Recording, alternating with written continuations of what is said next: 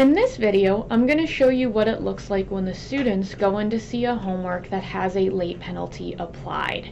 So notice the due date for this first homework assignment is 1/8. That is before today's date. So I'm going to click on this homework, and now it says late submission penalty, 10% deducted from questions completed after the due date. The students have two options as to what they can do.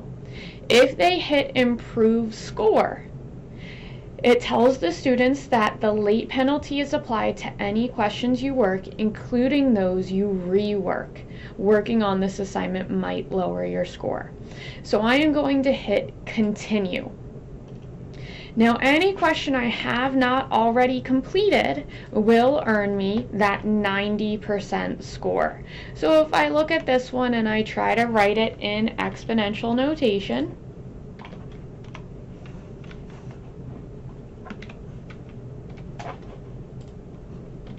and I hit check answer, right, it tells me well done, and I'll see that the score is 0.9 instead of 100.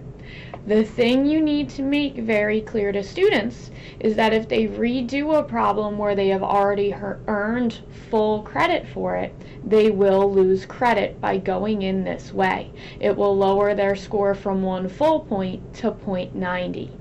The way to get around that is when students log in and try to click on working on a question, they need to hit this go to results to practice without affecting your score. And they can hit review and redo questions without lowering their score. The other way to do that is if they log in just as they typically would to the assignment. Instead of hitting improve score, they can hit review and practice. That way, if they already have a 100% on the homework, they can go in and redo questions without lowering their score.